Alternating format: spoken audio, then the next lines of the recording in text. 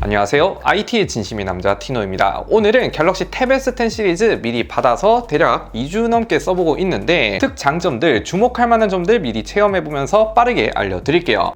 이번 갤럭시 탭 S10 시리즈는 기존에 항상 나오던 11인치는 빠졌고 14.6인치 갤럭시 탭 S10 울트라 모델과 12.4인치 갤럭시 탭 S10 플러스 두 가지 모델이 출시가 됐죠. 제가 사실 갤럭시 탭 S10 시리즈 이전에 S6부터 써보면서 기본형 모델만 썼다가 이번에 처음으로 14.6인치 울트라를 써보고 있거든요. 처음 보자마자 느낀 건 야, 이거 원래 이렇게 컸었나요? 요즘 태블릿은 거거익선이기도 하고 특히나 이제 필기 공부용으로 쓰실 분들이라면 13인치 이상을 추천드리는 게 11인치는 쓰신 분들은 아실 텐데 사이즈가 뭐랄까 A4 용지보다 작은 수첩, 공책으로 쓰는 느낌이라면 울트라 같은 경우 사이즈가 깡패다 보니까 필기 주로 하시는 분들에게는 상당히 메리트가 좋습니다. 크기도 크기인데 베젤이 굉장히 타이트합니다. 제가 써봤던 태블릿 중에서는 가장 얇은 편인 것 같네요. 두께 또한 5.4mm로 전작인 갤럭시 탭 S9 울트라보다 0.1mm씩 얇아졌어요. 그래서 크기도 크기인데 옆에서 보면 굉장히 얇게 보여줍니다. 색상도 보면 플래티넘 실버와 문스톤 그레이가 있는데 실버 같은 경우에는 말 그대로 실버 그 자체인 느낌? 그런데 S펜 부분과 삼성 로고에는 화이트로 포인트를 줬습니다. 그리고 이제 카메라 링 부분에도 색 포인트가 들어갔네요. 문스톤 그레이는 약간 청록색과 그레이가 섞인 느낌이 듭니다. 그리고 조도에 따라서 또 투톤 느낌이라서 어두운 환경에서는 S펜 부분과 카메라 링 포인트가 더 돋보입니다. 그리고 이번 갤럭시 탭 S10 시리즈 액세서리로는 북커버 키보드 등이 출시가 됐는데 제가 쓰고 있는 건 검은색이고 이게 그냥 평범한 키보드 케이스가 아니라 제가 좋아하는 분리형으로 되어 있어서 키보드 안 쓸 때는 떼서 쓸 수 있다는 점, 이렇게 거치대로 쓸 수 있고 키보드를 쓸 때만 부착해서 쓸 수 있습니다.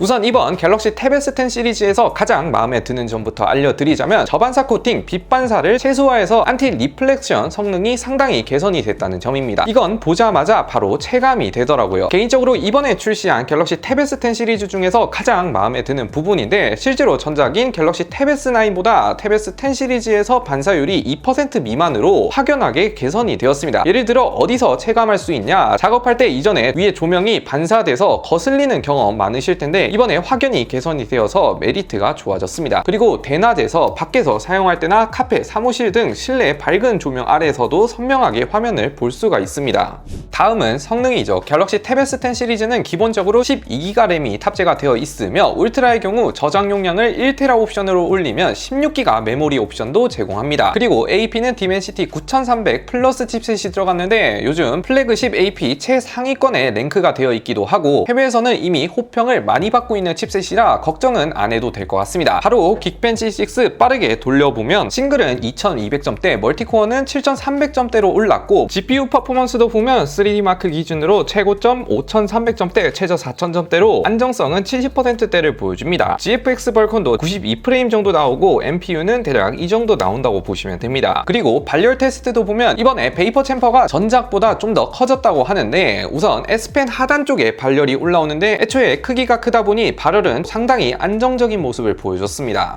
이번에 스마트폰에 들어간 갤럭시 AI가 탭 S10에도 들어갔습니다. 그래서 AI 꿀팁들 몇 가지 소개를 해드리자면 첫 번째는 노트 어시스트인데요. S펜으로 필기할 때 손글씨 정렬 기능을 사용하면 저 같은 악필들도 보기 괜찮게 보정을 해줍니다. 스마트 안내선이 나와 있어서 쓰는 즉시 줄맞춤도 지원합니다. 그리고 화면이 크다 보니까 오른쪽에는 필기를 하고 왼쪽에는 강의를 띄워놓고 해도 비율이 넉넉하고 아니면 PDF 문제집과 삼성노트 동시에 켜놓고 필기를 할 수 있는데 우선 대화면이다 보니까 마치 종이에 쓰는 듯한 기분이 듭니다. 뿐만 아니라 스마트 셀렉트 기능도 있는데 제가 폴드6에서 굉장히 잘 써먹고 있는 기능이죠. 기존의 스마트 셀렉트의 업그레이드 버전, 연락처라든지 주소가 있다. 예를 들어 주소 부분을 스마트 셀렉트로 선택하면 지도 앱으로 연결을 해주거든요. 해당 주소가 어디인지 빠르게 알려주고 삼성노트에 추가하거나 영역 고정을 해서 띄워놓고 다른 작업도 가능합니다. 다음은 드로잉 어시스트인데 S펜이 있으면 더더욱 활용성이 높아지죠. 그림 좋아하시는 분들, 특히 내가 찍은 사진들 중에서 아무렇게 하트나 세모 혹은 별 모양 같은 거 기입하면 AI가 알잘딱하게 수정을 해줍니다. 그리고 그림 같은 것도 그냥 원하는 형태로 대략적으로 직접적으로 그려주면 스케치 변환을 해주는데 이런 재미있는 것들도 해주죠. 정말 대충 그려도 학창시절 그림 잘 그리는 친구들이 그려주는 느낌으로다가 보여줍니다. 그림 스타일도 선택이 가능하니까 그럴듯한 그림을 그리고 싶을 때 상당히 유용하겠죠. 당연히 한 개가 아니라 여러 개의 샘플을 보여주고 마음에 안 들면 다시 그려서 돌려도 되니까 한번 참고해보세요.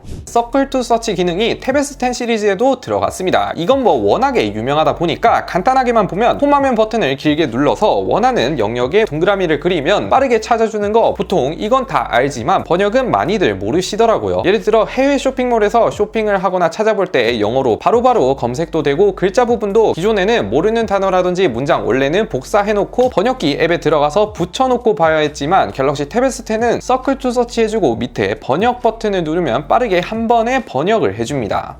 마지막으로 이번에 다이얼로그 부스터라는 게 새로 생겼는데 유튜브나 넷플릭스 같은 OTT 서비스를 통해 영상을 볼 때 보통 배경음도 들리면서 대화 소리나 인물 목소리도 같이 들리는데 배경음이 좀 커서 거슬리는데 싶은 순간이 있을 거예요. 이럴 때는 배경음보다는 인물의 목소리를 더 강조해서 들려준다고 합니다. 예를 들어 영상 시청할 때 대사가 잘 안 들리는 경우가 있잖아요. Long press, circle the problem, see every step.